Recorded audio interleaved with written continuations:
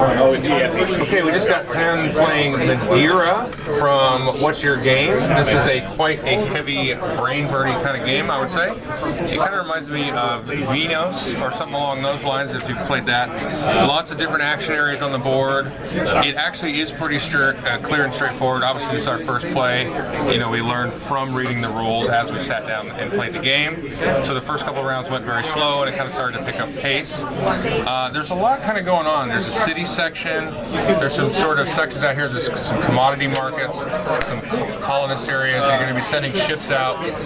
You've got this little sort of management thing here called a windmill. You can kind of tweak and generate bread and discard commodities for other commodities. The basic gist of the game is you're going to roll sets of dice here, and you're going to put these out here. There's going to be 3 dice on each of these guild spots here, and then players are going to choose a set of action dice. And there's going to be a whole bunch of bonuses and things up here, and these are things you're going to score during the game and at the end of the game. So you're going to take this and maybe score your guild tiles, for example, but you're not going to score it right away. You're going to hold this and go, okay, I know I'm going to try to score this in maybe a couple rounds or at the end of the game. So you take that, take one of the tiles, and then you maybe will be able to sort of untap one of your special abilities, which I'll show you in a second. So you take these dice here, and then you have these action spaces here.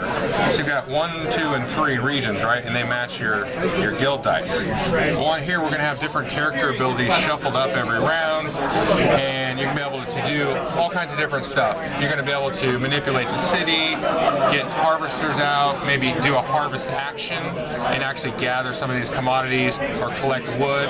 It's kind of like Zolkin, where you maybe have wood that you have to clear first and before you get it harvesting, but there's also a sort of a general wood spot. And one thing that was sort of confusing to me was it basically was this was a place where you can go and buy wood. It doesn't make wood, but it allows you to buy wood at this cost here if you have a guy there. So it's sort of a wood factory. If you need to pay for something, then this is how much you can pay to convert, if you need wood to pay for something. So you do different actions, then you roll the dice. Now the cool thing is as players get on here, we played a 3-player game, so there's a maximum of 3 dice that can be on there. After you do that, when you put a dice there, you put the marker on there to show that, hey, I used that. Then we're going to go through and activate all of the building abilities, which are at the bottom here. You're going to re-roll the dice here.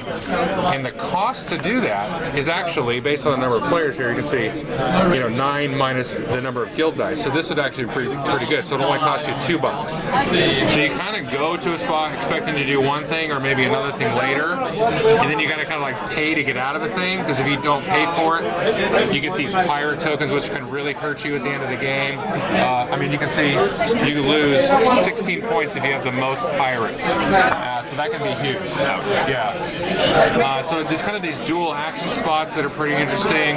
There's just a lot going on with the game. One thing I really liked about it was you can kind of sail your ships back and forth between these different spots, and you need to usually pay a certain commodity to sort of activate these special abilities. That was kind of interesting. And then you also had these guild tiles, which we didn't abuse a whole lot, but you can get these and then sort of, get special actions, and certain things will untap them and things. And so you can get little small combos. That's the kind of part that reminded me of Venus. As you get sort of little special abilities, you really augment your turns to do bigger turns. So one of our players left because the game was pretty overwhelming. She did finish the game, but she just had to go. So Lucas, what did you think of the game?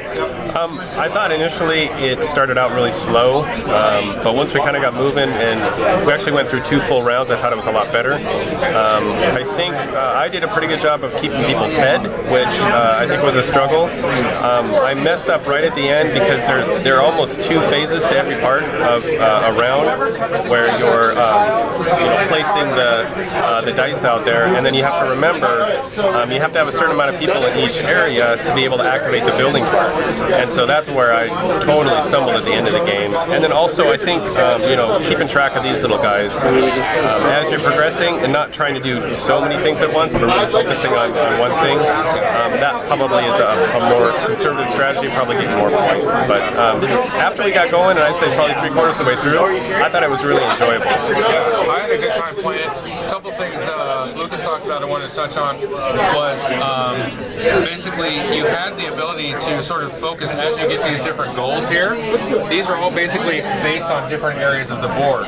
So you really kind of have these short-term goals, but you wanted to set yourself up to complete more of them. So like the first round, you just complete one of them, and then the third round you complete two of them. The last round you complete three, so you kind of get sort of going to build up on that. And then he's talking about these spots here. So once you get to the city activation, you can only do these building activations if you have workers in that adjacent region. So you have to kind of manage that, not only for harvesting, but to be able to do these effectively, you actually need people in there and stuff like that. So sometimes even if you don't have a guy in there, you still want to pay so you don't get pirates and stuff like that. So yeah, it's pretty interesting. So definitely a chunky game.